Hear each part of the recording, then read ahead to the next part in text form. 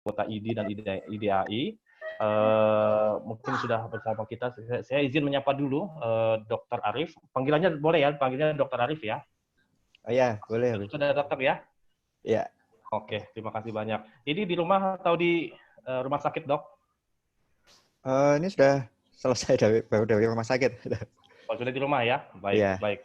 Dok, saya izin sedikit review ataupun perkenalkan tentang Dr. Arif ini.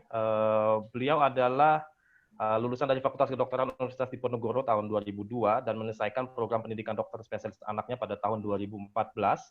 Dan sejak tahun 2018 sampai sekarang beliau bertugas di Rumah Sakit Mardirahayu Kudus dan juga di Rumah Sakit RSUD Kudus dan juga Rumah Sakit Aisyah Kudus sampai sekarang.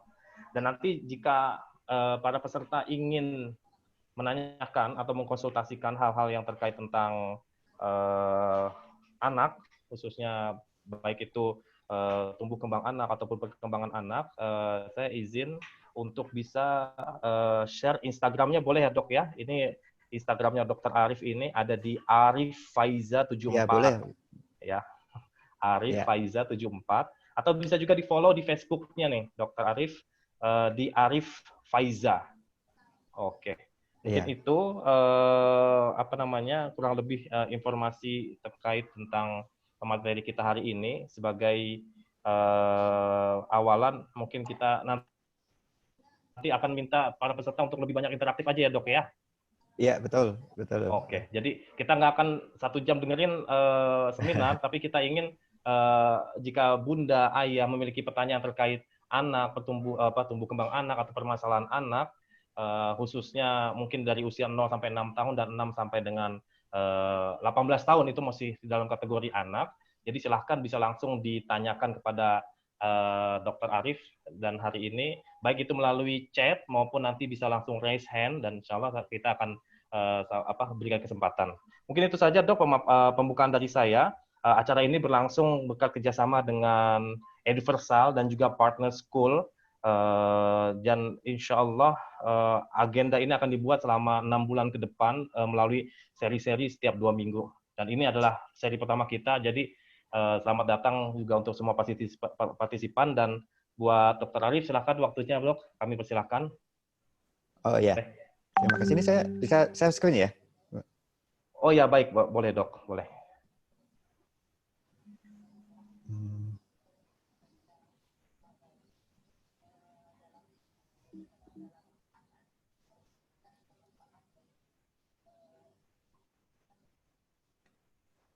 Ya, bisa dimulai ini, Pak.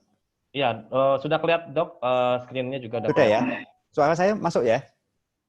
Suaranya jelas juga dok. Oh ya.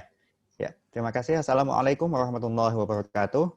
Selamat siang, Bapak-bapak, Ibu-ibu sekalian. Terima kasih saya sampaikan kepada panitia yang telah mengundang saya untuk berdiskusi bersama mengenai tumbuh kembang anak, yang dalam hal ini terkait dengan dampak pandemi COVID-19 beserta nanti solusi-solusinya yang bisa kita lakukan. Nah,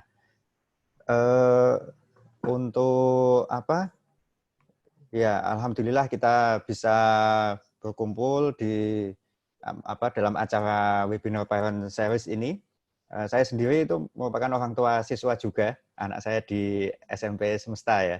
Oh gitu. Anak saya di SMP Terima kasih Semesta banyak, kelas dok. 1 SMP. Ya. Oh iya, baik. Jadi saya akan memaparkan sedikit dulu tentang pandemi COVID-19 yang terjadi di Indonesia dan dunia. Nanti kita lanjutkan dengan diskusi-diskusi problem-problem yang kita hadapi saat ini. Ya. Baik, dok. Nah, untuk sebagai pendahuluan, jadi COVID-19 ini ya itu merupakan new emerging disease ya, new emerging infectious disease. Jadi untuk merupakan penyakit yang baru sehingga manusia belum mempunyai kekebalan terhadap virus ini. Nah, yang perlu diketahui adalah virus ini dapat menyerang tidak hanya pada manusia dewasa, tetapi juga dapat menyerang anak-anak. Nah, gejala klinis atau apa ya, tanda-tanda dan gejala yang ditimbulkan dari infeksi virus COVID ini, yaitu virus SARS-CoV-2 ini bervariasi. Mulai dari tanpa gejala atau asimptomatik yang biasa kita sebut dari dunia medis, sampai dengan gejala yang berat hingga bisa menyebabkan kematian. Nah, yang perlu kita ketahui yaitu cara penularannya. Cara penularannya karena ini penyakit yang baru dan masih berkembang penelitiannya, yaitu dari awal yang hanya diketahui dapat menular dari droplet. Droplet itu kayak percikan ludah atau percikan dahak ya. Nah, itu dari awal sudah diketahui dapat menularkan virus ini. Kemudian kontak objek, maksudnya droplet tadi yang mengenai objek benda, misalkan meja atau gagang pintu atau benda-benda lain, itu dapat menular ke kita kalau kita menyentuh dengan tangan kita, belum mencuci tangan dengan sabun, kemudian kita memegang mata kita, memegang hidung kita, mulut kita, ya, dari mukosa-mukosa itu dapat menjadi titik masuk infeksi COVID-19 ini. Kemudian yang berikutnya kontak dengan manusia yang menderita COVID, sehingga makanya untuk yang terdiagnosis terkonfirmasi COVID itu butuh diisolasi. Kemudian yang ya agak baru itu feses. Feses ini dari penelitian diketahui bahwa feses virus penyebab COVID-19 ini dapat menetap di feses itu lebih lama, lebih dari 4 minggu, lebih lama dibandingkan di saluran pernapasan. Ini harus hati-hati, terutama pada bayi atau pada anak-anak balita, anak-anak usia prasekolah atau anak-anak PAUD, ya, anak-anak TK itu yang harus kita waspadai karena mereka belum bisa membuang air besar dengan baik dan membersihkan diri dengan baik, ya. Kemudian yang selanjutnya informasi dari WHO juga menyatakan di sini bisa virus penyebab COVID-19 ini bisa menular lewat airborne atau lewat udara. Ini pada kondisi tertentu memang, tidak semua kondisi bisa menyebabkan virus ini menyebar melalui airborne atau udara. Ini terutama pada kondisi ruangan yang tertutup, ber-AC, sirkulasinya kurang. Nah, itu atau ada tindakan-tindakan yang menimbulkan aerosol, misalkan tindakan-tindakan medis yang bisa menimbulkan partikel aerosol, itu memungkinkan virus itu dapat menyebar melalui udara. Misalkan ruang tertutup lagi yaitu ruangan ber-AC, kendaraan umum, ya, kendaraan umum yang ber-AC. Nah, kemudian yang berikutnya ada sebuah laporan kasus, ini masih sangat sedikit, ini penularan secara vertikal. Apa yang dimaksud dengan penularan secara vertikal? Secara vertikal ini maksudnya COVID-19 ini menular dari ibu hamil ke janinnya melalui plasenta. Melalui plasenta. Memang ini laporan ilmiah yang ada saat ini baru laporan kasus. Yang ada di Prancis itu wanita 23 tahun yang terinfeksi COVID-19 pada usia kehamilan 8-9 bulan, kemudian bayinya mengalami gangguan pada saat kelahiran, dan ternyata diperiksa sama-sama positif COVID-nya, baik dari swabnya, baik swab bayi, swab ibu, maupun biakan virus pada ibu, plasenta, maupun pada bayinya. Sehingga ini dapat membuktikan penularan secara vertikal, meskipun masih butuh banyak penelitian lagi untuk bisa disimpulkan sebagai penularan COVID-19 secara vertikal dari ibu ke bayinya. Tentunya kita harus waspada sebelum terjadi hal-hal yang tidak diinginkan. Nah, itu beberapa cara penularan COVID-19 yang saat ini sudah diketahui. Nah, yang perlu diketahui lagi adalah saat ini belum ada vaksin untuk mencegah penularan COVID-19. Di dunia memang saat ini mungkin penelitian tentang vaksin ini lebih dari 160-an vaksin dikembangkan di beberapa negara, termasuk di Indonesia ini. Tetapi vaksin itu untuk bisa digunakan oleh manusia secara serempak itu harus melewati beberapa tahapan, di antara tahap 1, 2, 3. Nah, yang sudah memasuki tahap 3 atau sudah memasuki tahapan yang diuji cobakan pada manusia dalam jumlah yang banyak, itu mungkin hanya sekitar 20-an, masih di bawah 30-an vaksin yang diuji cobakan, ya. Nah, karena belum ada vaksin untuk mencegah penularan COVID-19, langkah yang terbaik adalah menghindari paparan terhadap virus COVID-19 itu. Nah, ini data sebaran COVID-19. Secara global, di dunia itu ada 216 negara yang terkena dampak dari pandemi ini secara langsung dengan terkonfirmasinya 17.600 sekian Ibu itu ya, yang meninggal 680. Di Indonesia sendiri itu yang positif semakin naik terus ya, semakin bertambah, yaitu ini data kemarin tanggal 7, yaitu positif terkonfirmasi itu 121.226, yang meninggal 5.593. Ya. Nah, ini kalau kita lihat grafiknya mulai dari awal pandemi terjadi di Indonesia, itu pada bulan Maret itu masih rendah. Sampai saat ini kemarin itu tanggal 6-7 Agustus, itu sebenarnya untuk jumlah kasus di Indonesia secara umum, ini saya ambil dari COVID-19, websitenya COVID-19 Indonesia, itu tidak pernah turun, semakin meningkat saja. Ya, data yang ada disajikan secara nasional itu semakin meningkat. Bahkan dalam akhir bulan Juli sampai dengan tanggal 7 Agustus itu masih bertambah saja untuk kasus terkonfirmasinya. Ya. Selanjutnya itu tren nasional ya. Untuk kelompok usia sendiri, karena saya dokter spesialis anak, untuk kasus positif sampai dengan kemarin itu sebesar 9,2%. Kalau dari sekitar 121.000 tadi, ya artinya anak-anak yang terkena di bawah 0 sampai 18 tahun itu ya sekitar 11 ribuan. Kemudian untuk kasus meninggal sendiri sebesar 2,2%. Memang dibandingkan dengan populasi yang lain relatif sedikit, tetapi anak ini merupakan masa depan kita, masa depan bangsa kita. Nah ini ada sedikit saya sampaikan untuk kasus. Kalau dulu awal-awal ada namanya ODP, PDP ya, kemudian konfirmasi. Saat ini istilah yang dipakai ya suspek COVID, kemudian terkonfirmasi, kemudian probable ya.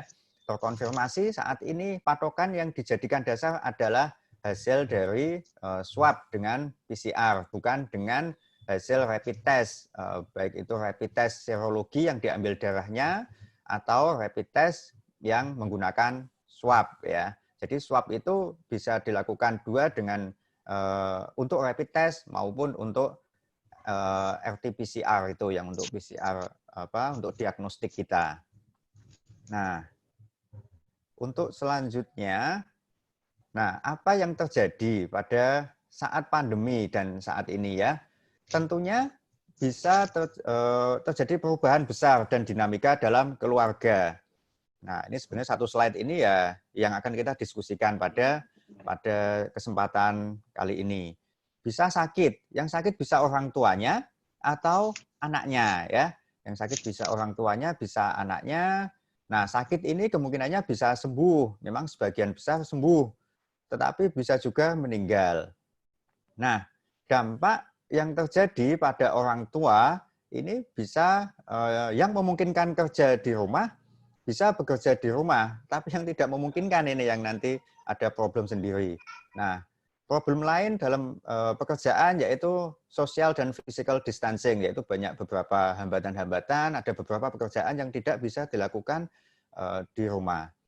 Kemudian orang tua bisa kehilangan rutinitas, misalkan aktivitas di luar rumah, aktivitas bersama-sama, ya, pekerjaan bisa beberapa banyak ini orang tua yang kehilangan pekerjaan, pendapatan, ya, aktivitas fisik, beban anak ini sekolah daring mungkin harus menyiapkan kuota untuk internet ya, dan fasilitas misalkan HP atau laptop untuk daring ini, untuk online. Kemudian beban keluarga juga masih ada. Nah, untuk orang tua sendiri juga bisa timbul dampak jenuh, ya, jenuh, stres, apalagi dulunya tidak ini jenuh, stres, depresi, gangguan tidur, bisa muncul pertengkaran dalam keluarga, KDRT atau kekerasan, ya. Yang dulunya itu semuanya kalau sudah ditinggal kerja itu ya semuanya sekolah, ada yang suami istri sama-sama kerjanya. Saat ini beban itu dikembalikan lagi kepada orang tua kita, kita sebagai orang tua untuk ikut membantu membina pendidikan anak-anak kita. Ya. Kemudian anak sendiri itu juga ada perubahan, yaitu belajar di rumah. Nah, saat ini pemerintah masih menganjurkan, pemerintah dan jajarannya beserta Ikatan Dokter Anak Indonesia juga masih menganjurkan untuk belajar di rumah, ya. Untuk belajar di rumah, tentunya belajar di rumah ini tidak serta-merta solusi yang tanpa dampak. Banyak juga dampak yang harus dihadapi karena ini memunculkan permasalahan-permasalahan baru yang harus kita hadapi dan kita cari solusinya bersama-sama sehingga mendapatkan pilihan yang paling tepat, ya. Nanti mungkin memang beberapa usia itu jenis belajar di rumahnya itu bisa berbeda-beda dan dengan karakter, dengan background dari keluarga orang tua yang berbeda-beda, tentunya ini merupakan tantangan yang baru karena kita sebelumnya tidak tidak menggunakan belajar dari rumah ini. Kemudian anak-anak juga bisa kehilangan interaksi dengan teman-temannya, kehilangan aktivitas fisiknya, kemudian rutinitas sehari-harinya, kemudian leisure time-nya, yaitu rekreasi, hobi, ya, aktivitas daring meningkat. Ini tentunya bisa menimbulkan tadi screen time yang meningkat. Ya. Pada kelompok anak tertentu itu bisa harusnya ada batasan-batasan untuk meminimalkan dampaknya. Kemudian selain itu muncul jenuh, takut, ya, stres, depresi, dan ternyata dari penelitian pada saat masa pandemi maupun masa lockdown itu di beberapa negara ada penelitian ternyata risiko kekerasan terhadap anak itu meningkat, baik kekerasan secara psikis maupun kekerasan secara fisik dari orang tua. Selain itu juga bisa muncul penelantaran anak, kemudian cyberbullying, ya, ini bullying. Nah itu beberapa dampak yang bisa muncul pada pandemi COVID-19. Nah, perlu kita ketahui untuk tumbuh kembang anak yang optimal atau baik sesuai dengan potensinya, kita dalam satu keluarga sebagai lingkungan itu harus memperhatikan kebutuhan anak. Ini di sini di sisi kiri ini ada kebutuhan anak akan asuh, asih, dan asah. Asuh ini kaitannya dengan kebutuhan fisik, ya, perawatan, makan, minum, kemudian pengasuhan, ya, tentang perawatan kesehatan. Asih ini kasih sayang, ya. Mungkin kita dengan adanya pandemi ini diingatkan untuk kita tetap harus memberikan kebutuhan dasar anak ini, asuh, asih, dan asah. Asih ini kasih sayang yang biasanya kita tinggal kerja, pada saat pandemi ini kita bisa banyak waktu untuk memberikan kasih sayang kepada anak kita. Kemudian asah. Asah ini stimulasi, ya, stimulasi. Yang sebelum masa pandemi, ya, sebagian kita percayakan kepada sekolahan, jadi anak-anak selama jam sekolah itu dipercayakan sepenuhnya ke guru yang ada di sekolahan atau yang di asrama, ya, dipasarkan ke lingkungan sekolahan asrama. Namun pada masa pandemi ini, asah ini menuntut kita sebagai orang tua untuk ikut berperan aktif untuk meningkatkan pemenuhan kebutuhan anak dalam hal asah ini. Yang harus kita perhatikan juga 4 hak dasar anak dalam pandemi ini. Ya, yaitu yang pertama hak hidup, yang kedua hak untuk tumbuh kembang, kemudian hak untuk mendapatkan perlindungan dan hak untuk berpartisipasi, ya, sehingga tumbuh kembang dan kualitas hidup anak itu optimal. Nah, ini tadi keluarga berperan, kalau fisis biomedis itu kaitannya dengan asuh, kemudian kasih sayang kaitannya dengan ASih, stimulasi dan rangsangan ini kaitannya dengan asah, ya, untuk stimulasi anak-anak kita untuk tumbuh kembangnya. Nah, beberapa waktu akhir ini itu sering kita dengar new normal atau kalau di kementerian di negara kita adaptasi kebiasaan baru, apa yang harus kita perhatikan? Yang pertama, dengan adanya new normal ini atau adaptasi kebiasaan baru, kita harus memperhatikan yang pertama adalah pencegahan dan pemberantasan wabah harus diutamakan karena saat ini masih menyebar dengan pesatnya. Kemudian yang kedua, upaya pemenuhan kebutuhan dasar untuk tumbuh kembang dan kesehatan anak harus tetap berjalan, ya, sesuai dengan jadwal bagi seluruh anak Indonesia tentunya khususnya. Ya, kemudian yang ketiga, tatanan kehidupan normal baru disusun sesuai dengan kebutuhan dasar tumbuh kembang anak. Karena pada dasarnya kebutuhan dasar anak itu tetap sama, tetapi kita sebagai orang tua yang harus menyesuaikan untuk memenuhi kebutuhan dasar tersebut agar tercapai tumbuh kembang anak yang optimal. Nah, jadi new normal sebenarnya adalah penyesuaian hidup agar pengendalian dan pencegahan COVID-19 tertangani dengan baik. Nah, itu pengantar dari saya. Mungkin untuk selanjutnya bisa dilakukan diskusi tanya jawab. Baik, Terima kasih. terima kasih banyak Dok. Wah, ini informasinya juga langsung kita dapatkan dari sumbernya gitu ya. Ada yang saya sendiri ingin mempertanyakan Dok sebenarnya. Ada juga kita kasih kesempatan nanti kepada orang tua, wali murid ataupun seluruh partisipan yang ingin bertanya bisa langsung menanyakan dengan langsung izin atau raise hand atau apa namanya chat. Tapi kalau langsung lebih bagus gitu.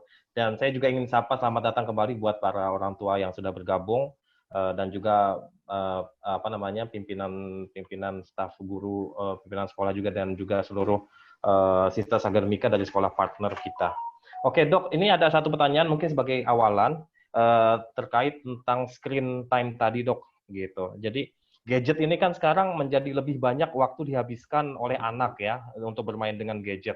Nah di sana kan ada yang paling saya sendiri paling takut itu adalah tentang kesehatan mata karena begitu Iya. lamanya seorang untuk melihat atau berinteraksi dengan gadget karena sekolahnya daring, tugasnya daring dan lain sebagainya.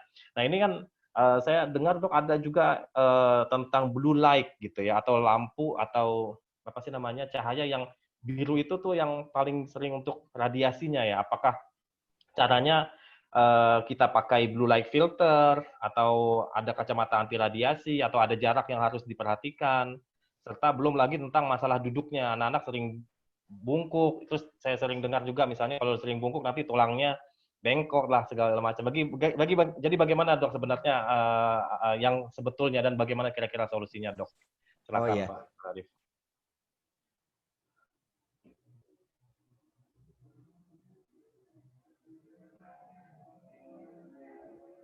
Oke, bisa di unmute Dok. Oh ya, saya bisa share file lain ya yang terkait dengan tadi ya.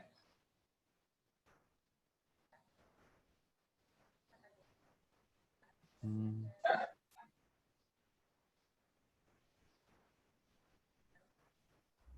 Ya.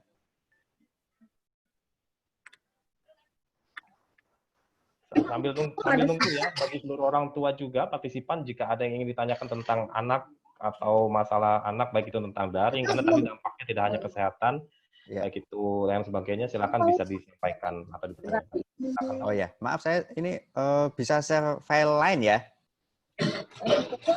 Eh, bisa Dok harusnya. Bentar. Ya.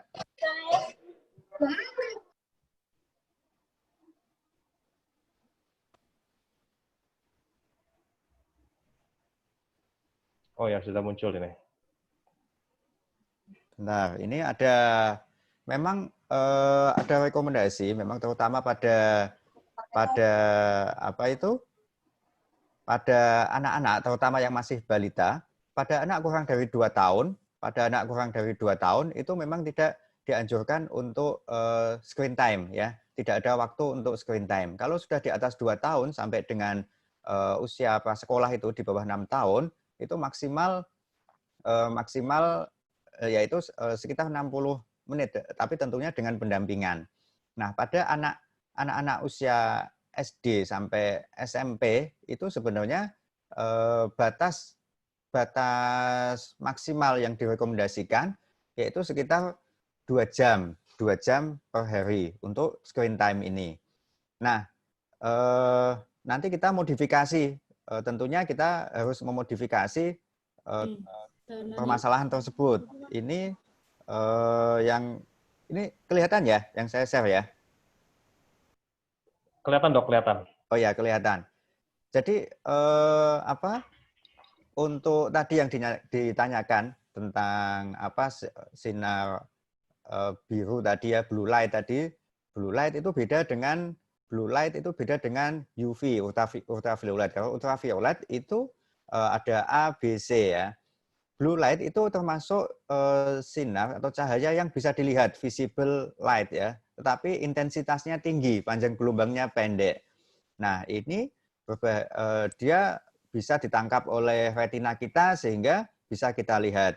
Yang berbahaya adalah kalau paparan itu lama dalam jangka panjang, mata kita terpapar itu terus-menerus, itu nanti bagian dari retina yang menangkap cahaya itu cepat mengalami degenerasi ya, cepat mengalami degenerasi. Nah, sinar biru itu sumbernya bisa dari cahaya matahari, bisa barang-barang elektronik ya, misalkan HP, monitor, laptop itu ya, kemudian dari fluoresensi dari bulan lampu atau LED itu ya.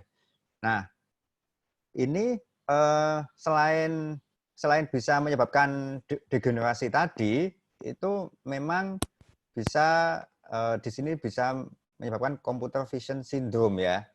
Nah, computer vision syndrome itu bisa gejala-gejalanya bisa gangguan pada mata, yaitu mata merah, kering, berair, panas ya, gangguan pada otot, bisa nyeri atau kaku leher, nyeri bahu, nyeri punggung, bisa juga gangguan penglihatan karena tadi bisa menyebabkan degenerasi yang terlalu cepat pada makula retina atau bagian retina yang menangkap cahaya tadi. Ya, dampaknya ya tadi buram saat melihat jauh atau dekat, buram saat baca, hilang fokus, penglihatan ganda, pandangan kabur ya. Nah, ini memang ada langkah-langkah untuk menguranginya tadi. Nah, dianjurkan untuk berkedip ya lebih sering karena itu untuk melapisi mata dengan air mata. Oh, jadi Kemudian lebih posisi sering, lebih basah ya dok ya matanya ya, ya. kemudian jarak antara layar dengan dengan mata kita ya kurang lebih 40 sampai 75 cm.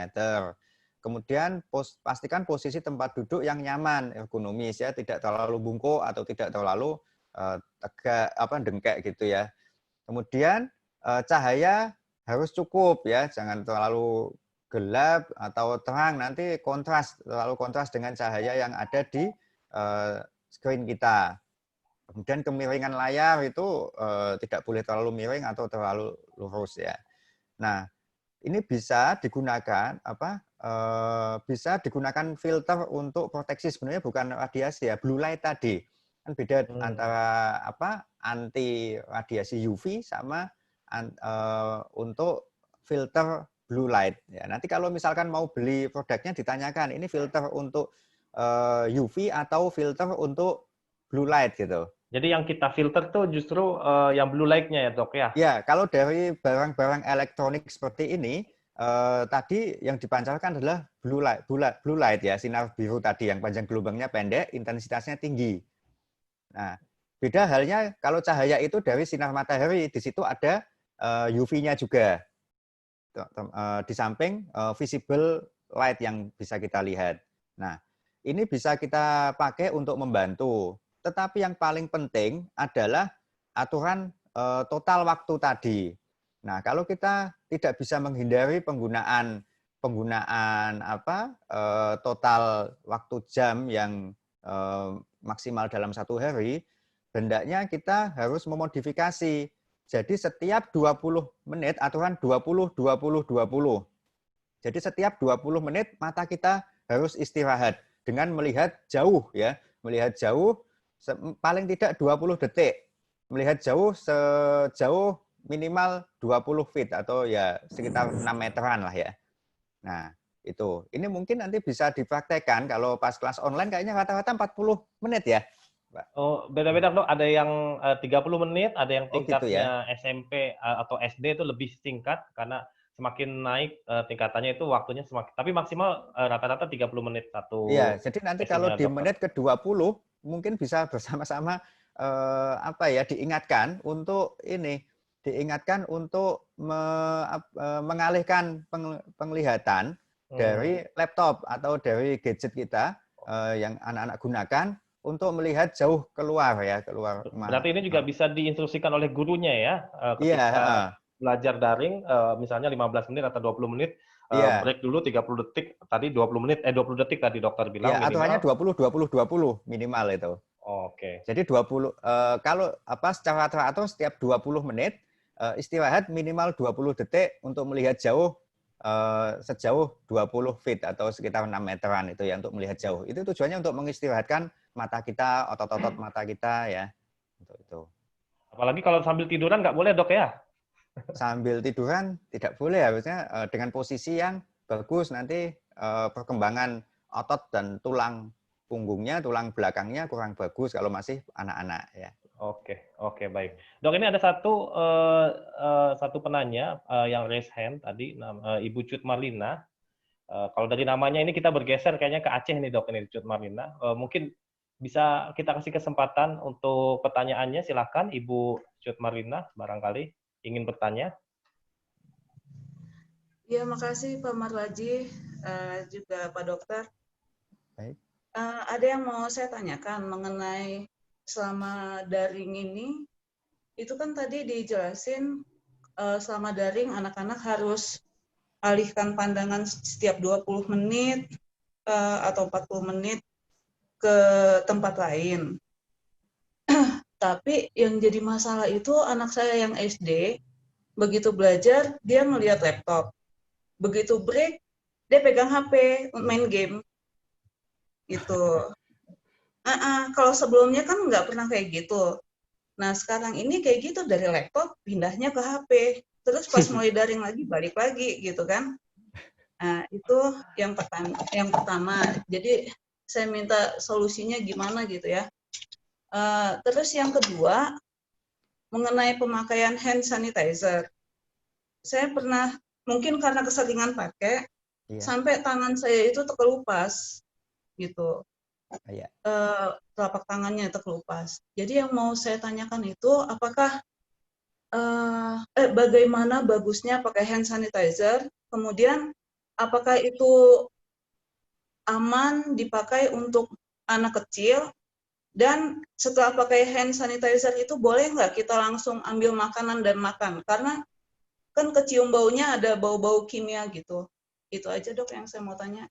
Iya. Baik, Terima kasih. terima kasih Bu Ya. Marlina. Kayaknya langsung aja Dokter Arif. Langsung aja ya, Pak Ya. Marwaji ya. Ya, Terima ya. kasih. Terima kasih atas pertanyaannya tadi ya. Untuk pertanyaan pertama itu tadi saya sampaikan kira-kira ada permasalahan apa yang akan kita hadapi sebagai orang tua pada saat anak-anak kita menjalani sekolah dengan sistem daring ini ya, secara online ya. Tadi permasalahannya adalah computer vision syndrome tadi. Nah, untuk mengurangi dampaknya itu tadi saya sebutkan aturan 20 20 20. Nah, untuk bisa dijalankan yang pertama memang kadang itu anak-anak lebih nurut atau mendengar dari perintah atau nasihat guru-gurunya, Pak. Ya. Ya, betul. Ini mungkin bisa disampaikan pada saat pelajaran atau sebelum pelajaran ya, atau pada saat sesi diskusi itu bisa dijelaskan bahwa setiap 20 paling tidak 20 menit itu harus istirahat, dan istirahatnya tidak boleh pegang HP atau screen yang lain ya. Entah itu HP atau TV atau ini ya. Nah, itu perlu peran serta dari pengasuh atau orang tua yang ada di rumah memang. Ini tidak bisa serta-merta dari satu pihak. Dari satu pihak misalkan orang tua saja atau dari sekolahan saja ya. Memang ini kan problem Bagus sih yang Pak baru materi ini, kita. Pak. Gimana? Pak Wil. Bagus sih ini materinya. Bagus banget. Oh, kayaknya nggak apa-apa dok. Tadi ada komen. Oh ya, jadi gini, ini Kayak semalam nggak Pak Wil ikut. untuk mengurangi screen time tadi dengan dia 20 menit, 20 detik istirahat dengan melihat jauh, ini butuh kerjasama dari orang tua atau pengasuh yang nunggu di rumah dengan pihak sekolahan atau guru atau pembina asrama ya kalau ini ya. Kelihatannya pembina asrama juga masih berperan ya, masih aktif menghubungi siswa-siswa bagi sekolah yang asrama. Tidak bisa saya rasa tidak bisa satu sisi, satu arah saja. Butuh komitmen kita bersama. Karena dampaknya memang dampak jangka panjang. Degenerasi itu pasti terjadi, tetapi degenerasi yang terjadi terlalu cepat, itu kan kasihan nanti kalau anak itu belum usianya masih muda, tetapi mengalami degenerasi di retinanya, makula retinanya. Mungkin itu yang bisa saya jawab, Ibu, untuk pertanyaan yang pertama. Iya, kemudian untuk pertanyaan yang kedua, penggunaan hand sanitizer itu ya. Hand sanitizer yang beredar pada saat ini di masyarakat sebenarnya itu hand sanitizer yang aman. Hand sanitizer yang aman ya. Mudah-mudahan tidak ada yang menyalahgunakan dengan memproduksi hand sanitizer yang tidak aman. Nah, yang dianjurkan sebenarnya untuk tadi mengurangi kontak, untuk tadi kan salah satu cara penularannya itu kan bisa kontak ini ya dengan benda yang terkontaminasi virus ya. Nah, yang kita sentuh dengan tangan, kemudian sebelum cuci tangan, sebelum kita desinfeksi, kita sentuh mukosa mulut, mukosa hidung, mukosa mata. Nah, akhirnya virus masuk lewat sana. Yang dianjurkan sebenarnya adalah yang kalau misalkan ada air mengalir dengan sabun, lebih dianjurkan langsung menggunakan cuci tangan dengan air mengalir dan sabun. Itu lebih bisa berkali-kali. Kalau tidak mendapatkan air mengalir dengan sabun, bisa menggunakan hand sanitizer. Kalau di rumah sakit, kita habis memeriksa gitu atau setelah memeriksa bisa menggunakan hand swab dengan hand sanitizer itu yang ada di rumah sakit. Maksimal 5 kali itu kita harus cuci tangan dengan sabun. Jadi tidak bisa digunakan ini misalkan lebih dari 5 kali kita pakai hand sanitizer terus itu juga kurang bagus. Ya. Setelah 5 kali harus cuci tangan juga dok ya, harus dengan air yang lain ya. Harus cuci tangan dengan sabun. Sebenarnya yang utama itu lebih simpel, nggak perlu beli hand sanitizer ya. Memang lebih ribet sedikit ya. Termasuk sabun batang juga dok ya. Artinya bisa sebenarnya, bisa digunakan ya. Tapi kalau untuk umum itu kurang ini ya. Kecuali pemakaian sendiri ya. Ya, pemakaian sendiri bisa. Kalau untuk umum lebih ke berbahaya, sabun cair yang tinggal pencet atau pakai itu sensor itu ya. Betul. Jadi 5 kali cuci dengan hand sanitizer itu sebaiknya tetap cuci tangan dengan sabun. Ya. Terus untuk tingkat keamanannya ya insya Allah aman sih kalau untuk misalkan habis menggunakan hand sanitizer kemudian memegang makanan itu insya Allah aman. Ya. Oke, baik, terima kasih banyak pertanyaannya dari Ibu Cut Marlina dari Aceh tadi. Dan kita belum bergeser kemana-mana dok, tapi ini pertanyaannya masih ada yang dari chat. Pertanyaan yang selanjutnya, jadi bagi orang tua atau partisipan, juga jika ada guru di sini, ataupun pembina dan lain sebagainya, yang ingin bertanya tentang dampak COVID pandemi ini terhadap tumbuh kembang anak, dan juga bagaimana solusinya bisa langsung ditanyakan. Saya lanjut ke pertanyaan yang ketiga, dok. Ini ada pertanyaan juga tentang bagaimana anak saya mau makan jika hanya sambil nonton. Nah, ini khususnya di usia sampai 6 tahun. Kalau nggak nonton, dia nggak mau makan. apakah yang harus saya lakukan? Apakah tetap membiarkannya dia makan, dia nonton Gimana, tapi Wi? dia makan, atau dia nggak Mohon akan maaf, nonton bisa tapi dia nggak akan diulang? makan? Suaranya tadi agak putus sampai tempat saya. Oh, baik. Anak saya hanya mau makan jika sambil nonton. Kalau dia tidak nonton, dia tidak mau makan. Pilihannya apakah saya harus tetap membiarkan dia nonton sehingga dia mau makan, atau dia tidak, kita biarkan nonton tapi makannya sedikit atau tidak mau makan justru. Mohon Usia arahannya, berapa Dok. ya, Abi? Usianya ini sekitar 5 tahun. Oh, 4, sekitar 5 4 tahun. sampai 5 tahun. Ya. Oke. Terima kasih. Langsung saya jawab aja ya, Pak. Iya, Muhammad Dok. Silakan Ya. langsung dijawab. Jadi untuk tadi kalau memang kalau sudah 5 tahun itu ya sudah terbentuk polanya ya.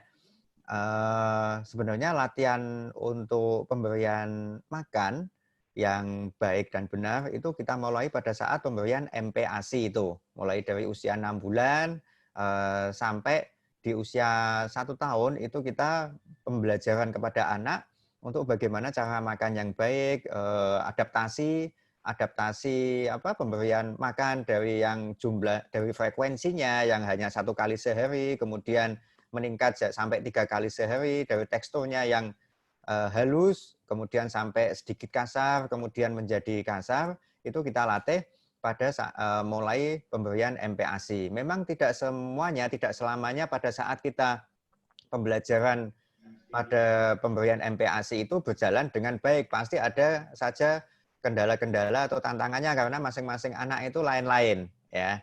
Nah, di sini sebenarnya ada namanya feeding rule ya, aturan makan. Aturan makan itu pada saat pemberian MPASI atau pemberian makan pada bayi itu harus dibuatkan jadwal yang tetap setiap hari. Tujuannya apa? Untuk nanti memberi pelajaran kepada anak bahwa anak itu nanti tidak hanya belajar makan, tetapi bisa belajar berinteraksi, belajar mengenali rasa lapar. Ya. Jadi kita tentukan waktu, misalkan makan pagi, makan siang, makan malam, kemudian ada waktunya snack. Nah, itu pada saat pemberian waktu makan itu maksimal sebenarnya 30 menit. Habis atau tidak habis itu 30 menit selesai. Diberes-bereskan itu setelah 30 menit. Jadi pada saat di tengah-tengah pemberian makan itu tidak boleh sambil di sela-sela diberes-beresi ya. Biarkan anak mengeksplorasi makanan yang ada di depannya. Nah, kemudian makan harus diusahakan dalam posisi duduk dan jauh dari gangguan-gangguan, misalkan mainan atau sambil nonton ya. Nah, kalau sudah usia 5 tahun, ini artinya kan sudah beberapa tahun ini terbentuk kebiasaan dari dulu. Ya, betul. Nah, itu itu yang ideal. Tadi saya sampaikan yang ideal seperti tadi. Tentunya kita untuk merubah anak kita bisa makan dengan baik tanpa melihat TV atau gadget, ya tentunya yang pertama butuh komitmen orang tua yang ada di rumah, orang tua atau pengasuh yang ada di rumah. Ini yang penting. Pertama kali kalau saya ada pasien dengan problem gangguan pertumbuhan, gangguan makan seperti ini, itu semuanya yang ada di rumah harus ikut, harus mendengarkan. Karena satu saja yang tidak komitmen, pasti usaha yang akan kita lakukan bisa dipastikan di atas 90% itu gagal ya. Ibunya Misalkan, sepakat ya, misalnya bapaknya sepakat, nanti mbaknya mungkin ya, kasih itu harus ini komitmen. ya, Pertama, apakah orang tua berkomitmen untuk mengurangi gadget pada anak? Ya, itu pertama kan pilihan. Kita itu tahu yang ideal, tahu yang bagus bagaimana, tetapi tentunya pilihan itu tetap ada pada orang tua. Karena bagaimanapun juga kan kita sebagai guru, kita sebagai dokter hanya menyampaikan. Pilihan nanti tetap ada di orang tua, mau memilih berusaha yang bisa terbaik atau mau ya begitu saja tidak apa-apa. Nah, kalau memang mau komitmen anak itu minimal screen time dari gadget atau TV-nya, ya berarti harus ada komitmen bersama dulu di rumah. Nah, ini awal-awal mungkin ada kontak tidak ini kaitannya sudah terkait dengan pemenuhan nutrisi tadi. kalau sudah terkait dengan pemenuhan nutrisi itu tidak bisa langsung di stop. Ya, kita harus melihat psikologi anak juga. Psikologi anak kita pelan-pelan kita kurangi durasinya dulu. Durasinya. Iya, tapi harus komitmen satu keluarga itu. Oke, kalau baik, langsung kita stop dan usianya sudah 5 tahun biasanya agak susah itu. Iya. Kecuali kalau masih usia 2 tahun, di bawah 3 tahun itu masih bisa kita komitmen langsung stop, langsung dimulai dari awal. Paling 1 sampai 3 hari itu susah, tapi berikutnya pasti bisa masuk. Karena pada saat seperti itu utamakan makanan-makanan yang padat kalori dan padat gizi. Jadi misalkan kayak teh, air putih itu diminimalkan. Karena prinsipnya anak itu kan manusia.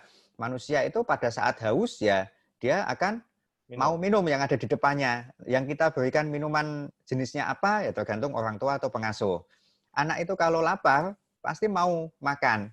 Nah, entah makannya mau dikasih apa ya tergantung dari orang tua atau pengasuh yang ada di rumah itu.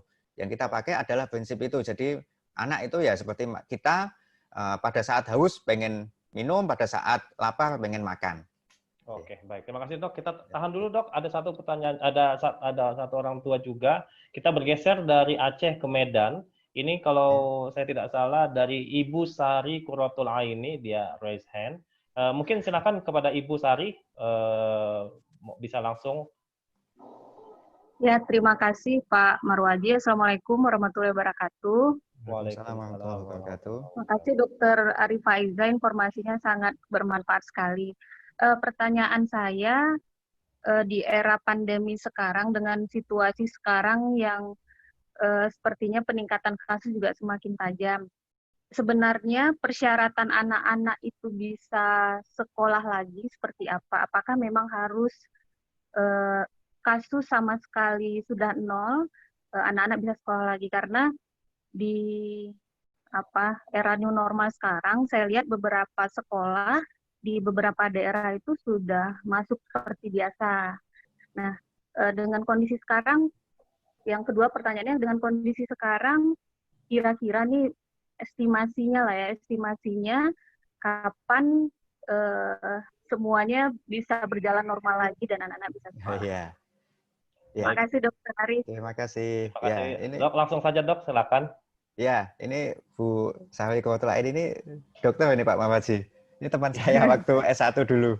Oh, terima kasih Pak Marwaji, saya bisa reunian nih dengan Dokter Arif. Lama nggak ketemunya di sini ya. Pastilannya jadi ketemunya di sini ya. Padahal Ibu Sari di Medan, Pak Dokter Arif di Kudus. Jadi tadi benar untuk kapan sebenarnya restriksi dari kita bisa melonggarkan aturan-aturan itu kapan?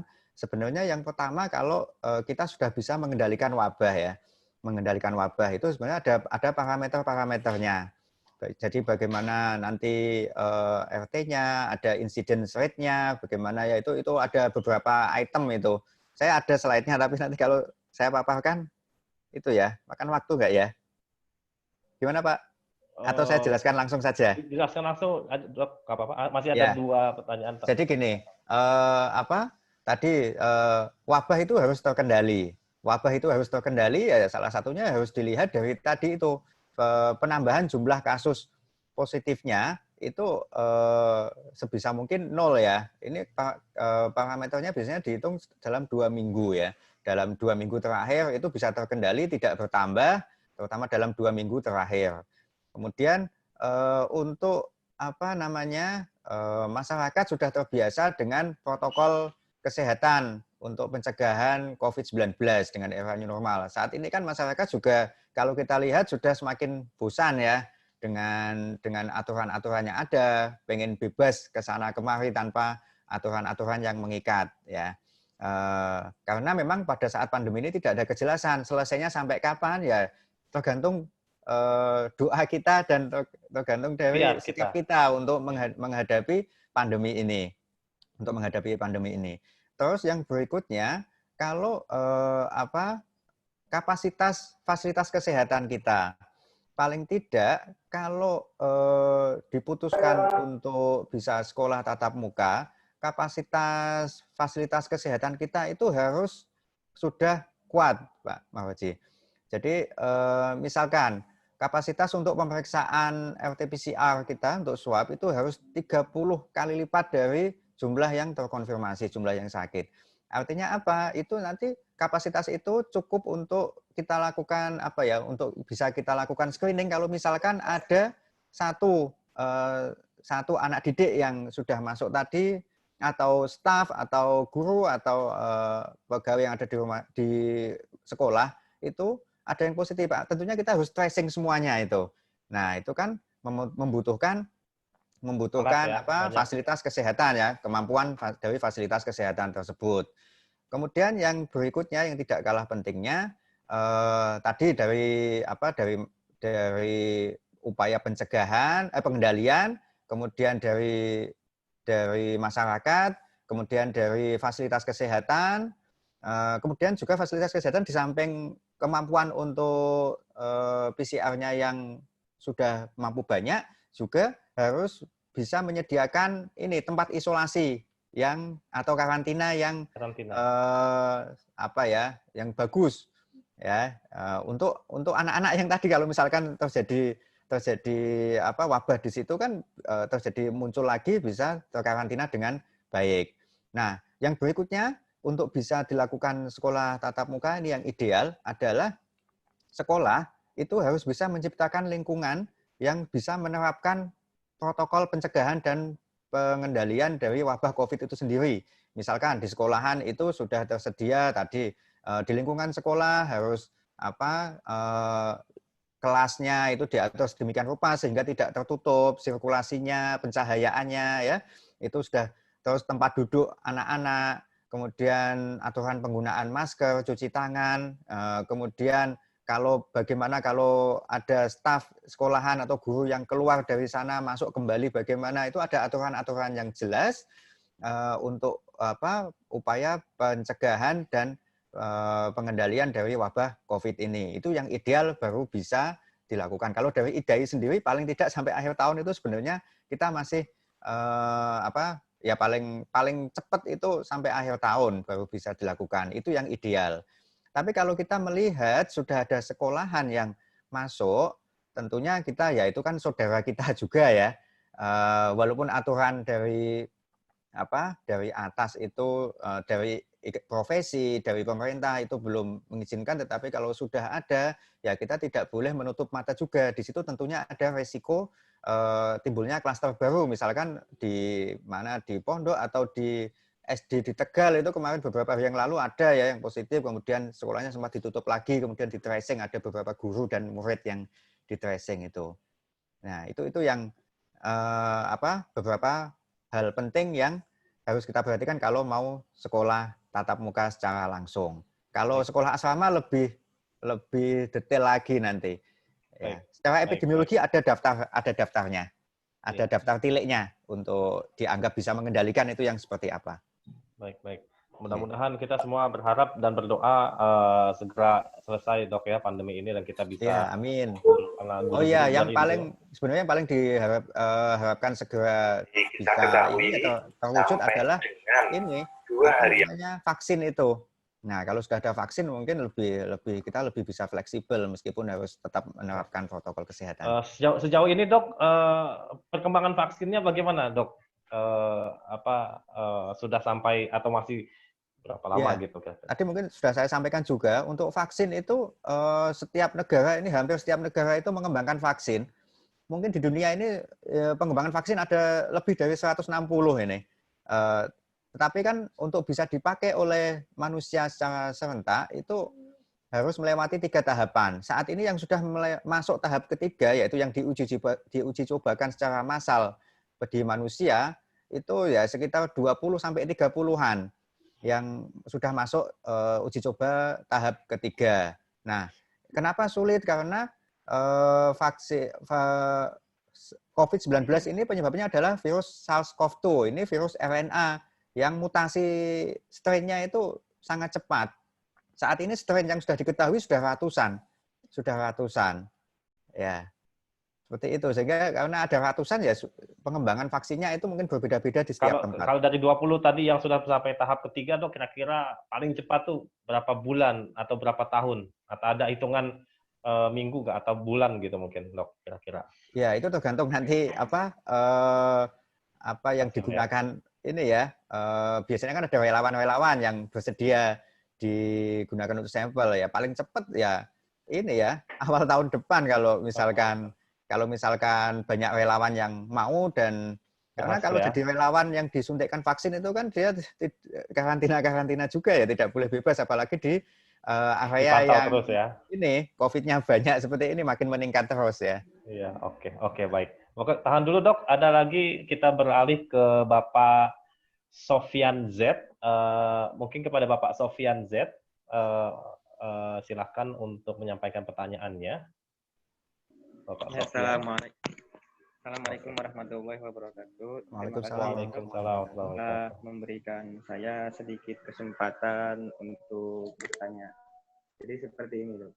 Bagaimanakah cara menghilangkan stigma negatif kepada anak-anak dari adanya kasus corona ini?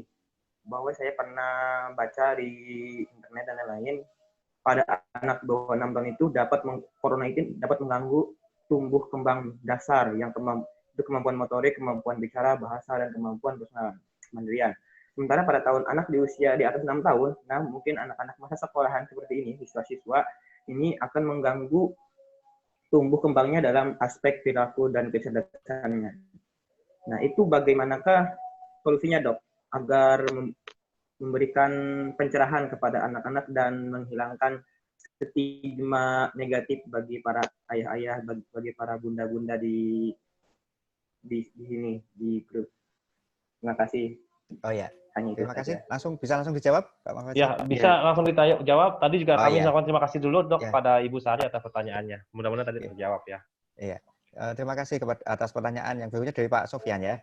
Betul. Jadi untuk menghilangkan stigma negatif ini memang kita ya antara hoax dan fakta itu saat ini banyak berperang ya di media sosial ya ataupun di masyarakat. Ya kita tentunya senantiasa pada saat membaca berita itu kita harus cari tahu kebenaran sumbernya, kemudian sebisa mungkin seilmiah mungkin ya, ada dasar-dasar ilmiahnya. Yang pertama saya sampaikan tadi untuk infeksi COVID-19 pada anak yang kaitannya dengan tumbuh kembang itu belum ada kesimpulan yang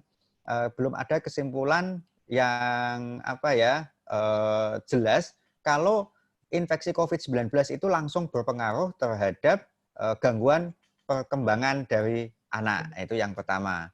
Nah, yang ada saat ini adalah infeksi COVID-19 itu memang bisa menyerang semua sistem organ. Yang awalnya diduga hanya bisa menyerang saluran pernapasan saja, ternyata bisa menyerang sistem yang lain. Sistem yang lain termasuk di situ ada sistem saluran pencernaan, sistem pembuluh darah, kemudian ada sistem imunitas ya. Sehingga munculnya bisa saja seperti penyakit-penyakit yang lain. Misalkan pada anak-anak itu bisa muncul seperti penyakit Kawasaki itu yang kaitannya dengan pembuluh darah. Bisa munculnya hanya diare seperti itu. Nah, untuk kelainan di otak itu yang saya baca itu dari laporan kasus yang ada itu tadi terjadi pada janin yang ibunya terinfeksi. Terjadi pada janin yang ibunya terinfeksi COVID-19 pada usia kehamilan trimester ketiga atau usia kehamilan sekitar 7, 8, 9 itu ya. Nah, itu di situ disebutkan ada kelainan otak pada bayi yang dilahirkan tadi. Dengan pemeriksaan MRI pada bayi, tentunya ini hanya baru laporan kasus, tidak bisa digeneralisir. Tapi kita waspada saja. Tapi yang paling utama diserang pada infeksi COVID ini adalah saluran pernapasan. Nah, dampak yang paling banyak muncul pada anak-anak terkait dengan perkembangan dan pertumbuhannya sebenarnya banyak dampak tidak langsung. Nah, karena dampak yang secara langsung dari COVID-19-nya ini saat ini masih penelitian belum menyimpulkan kalau bisa berdampak langsung. Kalau dampak tidak langsungnya kan tadi banyak sudah saya tampilkan pada slide presentasi yang awal tadi, yang satu dampak ke orang tua, dampak pada anak itu. Ya. Jadi sebenarnya tidak benar kalau saat ini sudah bisa disimpulkan bahwa anak yang kurang dari 6 tahun terinfeksi COVID bisa muncul A, B, C, gangguan perkembangan, anak di atas 6 tahun gangguan apa gitu. Alhamdulillah pasien-pasien saya yang positif COVID di Kudus untuk anak-anak balita maupun anak-anak di bawah usia 5 tahun dan usia remaja di atas 5 tahun itu penyembuhannya bagus. Meskipun ada penyerta itu pemulihannya bagus. Dan yang perlu diketahui dari hasil penelitian bahwa virus COVID-19 ini kalau gejalanya itu ringan sampai sedang tanpa gejala atau sampai ringan, itu sebenarnya lebih dari 8 hari itu dia sudah tidak infeksius. Nah, makanya aturan yang baru sekarang itu dari pemerintah tidak mewajibkan untuk swab ulang. Nah, swab ulang itu kan hanya mendeteksi antigen dari virusnya. Bisa saja swabnya masih positif, tetapi itu kadar virusnya sudah sangat kecil dan kalau dibiakkan itu sudah tidak tumbuh. Nah, makanya sekarang ada patokan masa isolasi kalau tanpa gejala, masa karantina kalau tanpa gejala atau gejalanya ringan 10 hari atau minimal 10 hari atau ditambah 3 hari bebas dari gejala saluran pernapasan. Ini dipinum dulu nih. Ya. Oke, baik. Terima kasih banyak dok. Ini, waduh, informasinya sangat detail sekali dan bagus sekali. Dari Bapak Sofyan, terima kasih mudah-mudahan menjawab ya Pak Sofyan. Dari Pak Sofyan kita bergeser untuk lagi satu. Mohon kepada Ibu Bunda Raffi 1B, kayaknya orang tua kelas 1 ini, untuk bisa langsung mempertanyakan kepada Dr. Arif. Baik, terima kasih banyak Bapak kesempatannya untuk saya bisa bertanya langsung kepada dokter nih, spesialis anak terutama di sini. Saya punya 3 anak sebetulnya Pak. Yang ingin saya tanyakan, anak yang pertama saya itu, ya Raffi ini tuh sudah kelas 1 SD ya Pak. Awal sudah ada COVID-19 ini, alhamdulillah anak saya tuh nurut gitu sama saya, misalnya, nak nggak boleh main di luar gitu kan. Tapi setelah sekarang dia udah main lagi keluar gitu, dan saya khawatirnya kan bukan masalah kepenyebarannya aja, tapi lebih ke main di luar itu kan lebih ini ya, lebih mengenai kotor atau segala macam gitu. Itu yang lebih saya khawatirkan gitu, karena kan namanya anak-anak biasanya susah untuk dikasih tahu untuk bersih-bersih gitu, seperti itu. Itu yang pertama. Terus yang kedua, ini anak saya yang terakhir ini kan masih bayi ya Pak ya. Nah, terkait imunisasi dan posyandu ini kan sekarang memang agak sedikit terganggu gitu kalau misalnya kita mau ke dokter gitu. Tapi alhamdulillah sih semua sudah dilalui untuk tahap yang pertama untuk imunisasinya.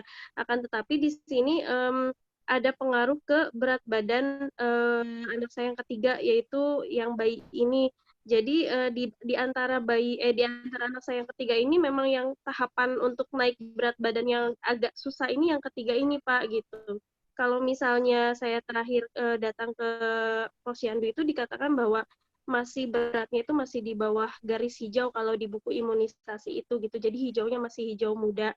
Nah, kemudian diinformasikan bahwa kemungkinan di sini bisa faktor dari ASI juga, tapi alhamdulillah sih dari perkembangan anak saya aktif gitu, kemudian perkembangannya sesuai, misalnya sekarang udah mau 1 tahun, itu malah sudah mau jalan kayak gitu. Apakah nggak apa-apa atau gimana ya menurut dokter? Terima kasih. Oke, terima kasih banyak Bunda Raffi ya. Jadi ada 2 anaknya dok, 3, 1 kelas 1, 1 lagi bayi. Mungkin langsung aja dok, sudah jelas. Oh ya, terima kasih. Tadi untuk pertanyaan yang pertama ya, memang anak SD ya tadi ya, anak SD ya. Tentunya yang pertama kita sebagai orang tua, sebagai tadi kebutuhan dasarnya adalah asuh, asih, dan asah. Nah, kita harus berusaha sebagai orang tua menjadi teman dekat bagi anak-anak kita. Kita tidak boleh menyerahkan kepercayaan anak-anak kita pada teman-teman atau orang yang salah. Pada era pandemi seperti ini, mungkin kita bisa mengambil peran itu semua. Karena kita tidak bisa, untuk guru-guru kan masih di sekolah hanya online, untuk main-main, untuk menghindari kejenuhan yang ada di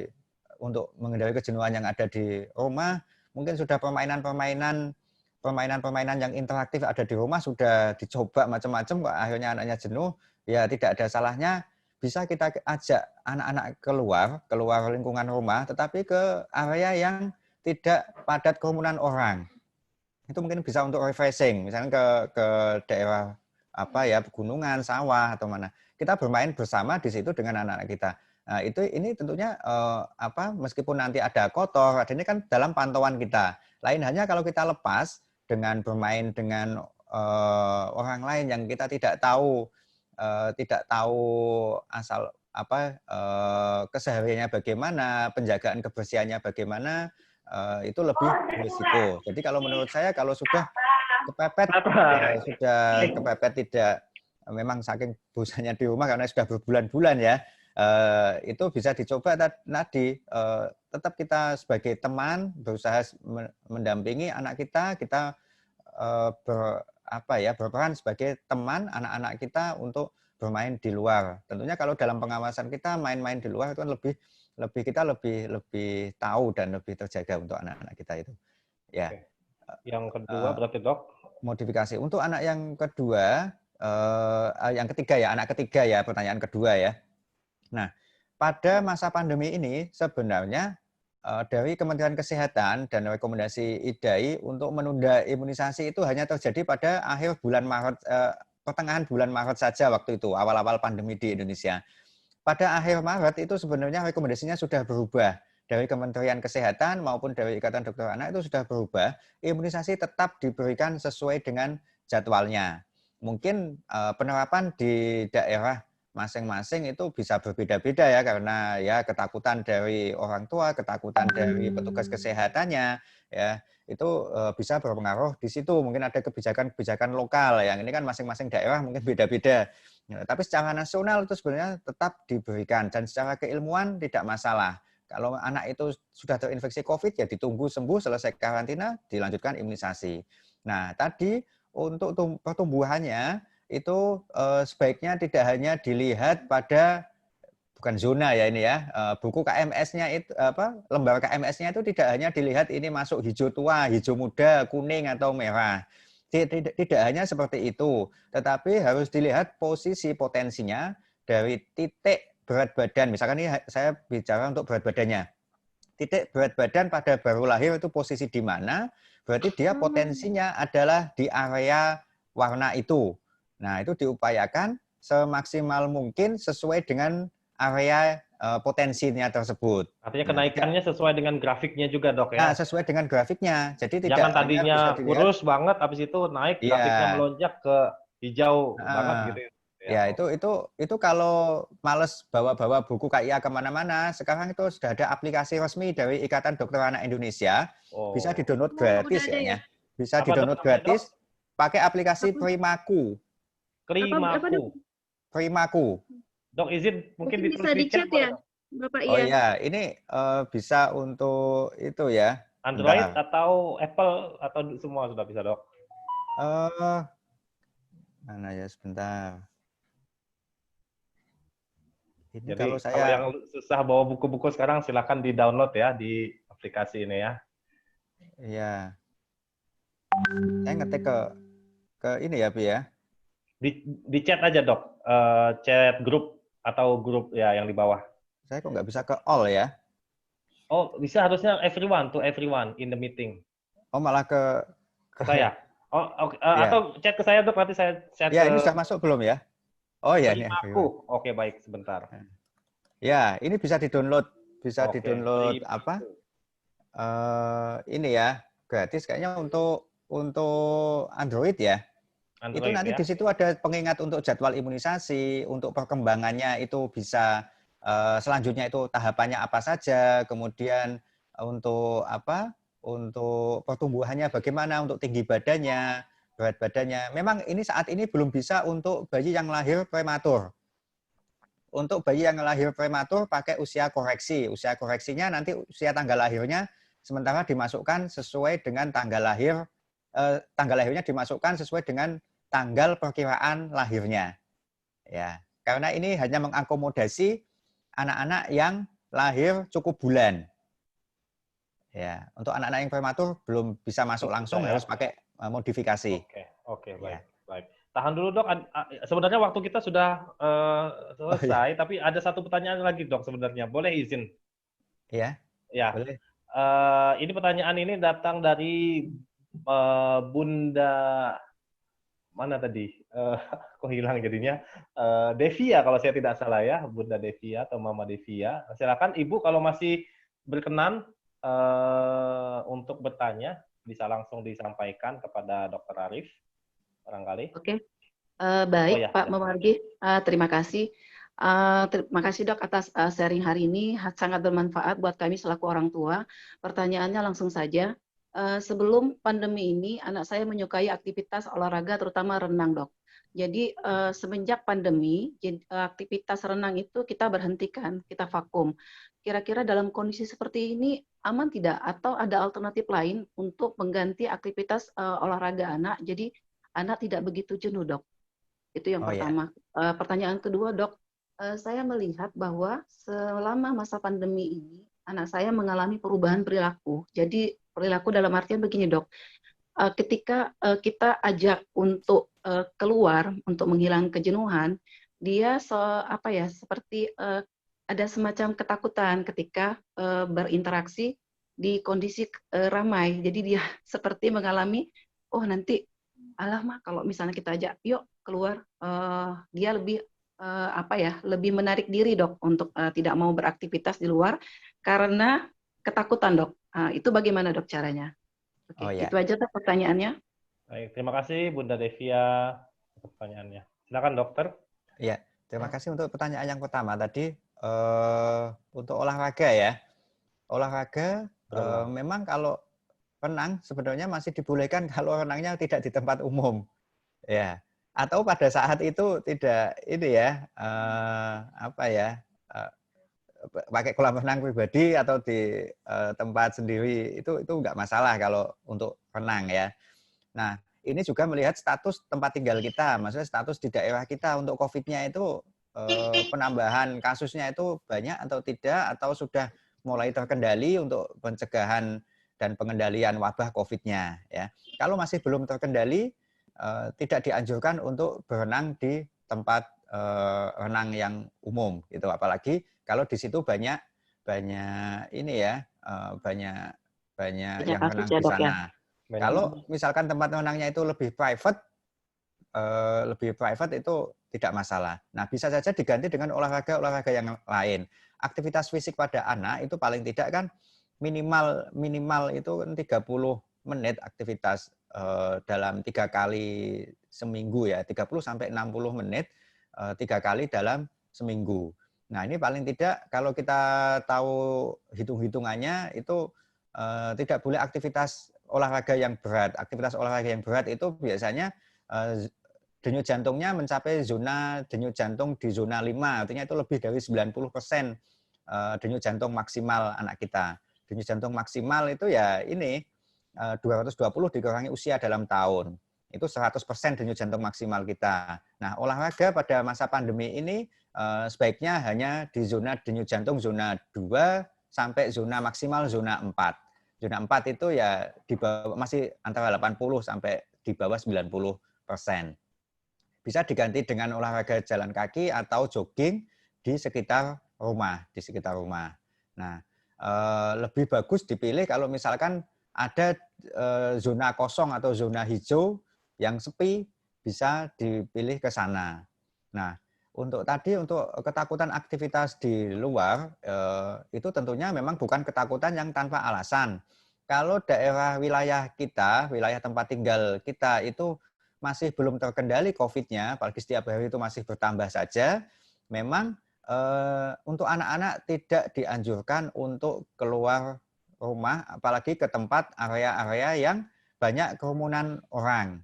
Ya, tadi sudah saya sampaikan yang paling baik untuk kita lakukan adalah mencegah anak kita terpapar virus corona, virus COVID-19 ini. Ya, karena pengobatannya memang belum ada yang spesifik, belum ada yang jelas, kemudian gejalanya juga beraneka ragam. Kalaupun sudah jenuh di dalam rumah, itu bisa keluar tetapi ke area yang tidak banyak kerumunan orang. Nah, ini yang ya ini saya tahu mengeksplorasi di dekat-dekat tempat saya yang daerah-daerah yang sepi ya, ternyata ini berkah dari pandemi corona. Jadi saya tahu di sekitar rumah saya, sekitar tempat tinggal saya itu ada daerah-daerah yang sepi dan pemandangannya bagus. Gitu. Dampak langsung jadinya kita cari, Dok, ya? Iya, karena kita cari-cari di Google gitu, terus kita coba pakai mobil ke sana. Awalnya anak-anak di dalam mobil semua, tapi setelah kita ketemu tempat yang representatif, bisa kita keluar semua, ya tidak masalah keluar. Kalau baik. Ke tempat banyak kerumunan orang, memang harus APD-nya harus lengkap, minimal pakai masker gitu ya. Kalau masker dirasa tidak cukup, bisa ditambah face shield. Tapi yang paling penting antara face shield dan masker adalah maskernya itu. Nah, jadi jangan pakai face shield tapi tanpa pakai masker. Ya. Oke, baik. Sepertinya, Dok, itu jadi pertanyaan terakhir kita pada sesi hari ini. Waduh, terima kasih banyak atas informasinya, sangat bermanfaat, detail, dan juga aplikatif sekali. Dan insya Allah mudah-mudahan karena waktu juga lah yang harus memisahkan kita, maka kita harus akhiri pertemuan kita. Sebelum nanti kita izin Dr. Arif untuk memberikan closing statement, saya ingin mengingatkan bahwa untuk seri yang kedua, seharusnya itu seri yang ini kemarin, minggu lalu, Dok. Tapi karena berhubungan dengan bertepatan dengan Idul Adha, maka kita mundur ke hari ini, tanggal 8. Dan insya Allah seri yang kedua akan ada minggu depan, hari Sabtu, jamnya sama, jam 11, dan akan yaitu tanggal 15 Agustus, akan dibawakan oleh Dr. Ipul, temanya tentang new normal, bagaimana kita menyikapi dan menjalani new normal. Mungkin itu informasinya. Dan yang kedua, informasi yang selanjutnya, izin bagi orang tua yang ingin mendapatkan sertifikat, bisa sudah dikirim di link tadi, yaitu bit/webinar parent club untuk mendapatkan sertifikat tentang hari ini. Mungkin itu saja. Saya selaku moderator juga mohon maaf atas segala kekurangan. Dan sekali lagi terima kasih banyak kepada seluruh partisipan dan juga Dr. Arif atas informasinya. Terima kasih banyak, Dok. Luar biasa sekali. Silakan, mungkin ada closing statement-nya kita dengarkan. The speaker is on. Ya. Jadi pandemi COVID-19 ini adalah realita ya.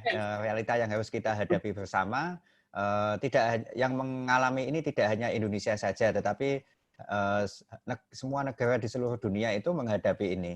Kita tentunya harus menghadapi ini dengan penuh kesadaran, kesabaran. Pandemi ini tentunya ya mengingatkan kita semua bahwa fungsi dari orang tua ya kita membina, mendidik anak-anak ya yang selama ini kita abaikan mungkin ya dengan kita sudah lakukan tetapi kurang maksimal. Dengan adanya pandemi ini kita diberikan kesempatan untuk lebih dekat kepada anak-anak kita, diberikan kesempatan untuk lebih bisa mendidik, mengembangkan anak-anak kita sesuai dengan potensinya ya, untuk bisa sekolah baik secara langsung atau saat ini sekolah secara daring. Tentunya itu ada sisi positif dan negatifnya masing-masing.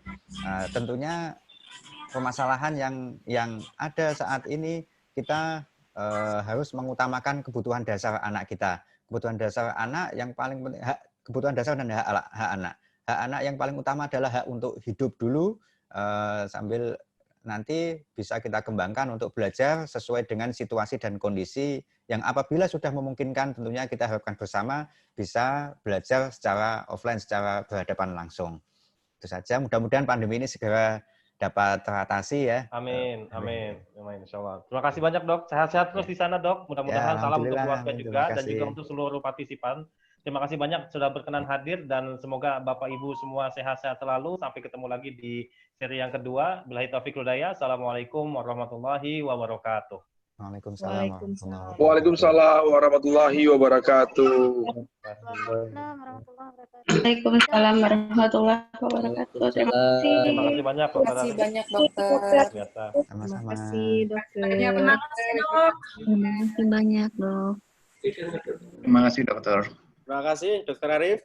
Ya, terima Terima kasih kasih. banyak Dr. Adib sudah bergabung juga. Terima kasih Terima banyak. kasih banyak, Iya. Dr. Saya Arif. simak dari awal sampai Sudah selesai. Masya Allah. bermanfaat. Terima kasih banyak Dr. Adib. Kalau pengen tema-tema yang akan diangkat apa, nanti saya coba bisa DM di Instagram, nanti saya coba cari literaturnya untuk Siap, saya Dok. share Tadi di sana. tadi sudah disiapkan, itu Terima disampaikan. kasih, Dok. Iya. Masih ngechat nih, Instagramnya apa? Oh, oke sebentar. Tadi apa ya? Saya chat dulu. Saya chat dulu, Bu. Bentar. Arif Faiza 74 sebentar. Ya, ini saya tulis ya, saya ketik. Oh iya. Ya, ini ya. Nah, Oh iya. ya. Oke, baik. Baik. Oke. Terima kasih banyak. Bisa langsung untuk konsultasi juga ya, Dok ya. Ya, nanti aja kalau misalkan itu insya Allah akan saya jawab lagi waktunya kalau pas longgar gitu saya jawab. Oke. Terima kasih banyak seluruh orang tua Ya. saya lagi. Assalamualaikum warahmatullahi wabarakatuh. Sampai jumpa lagi di Assalamualaikum warahmatullahi wabarakatuh. Terima kasih banyak, Dr. Arif. Salam buat Lina ya. Oh ya, Bu Dokter Sari. Terima kasih.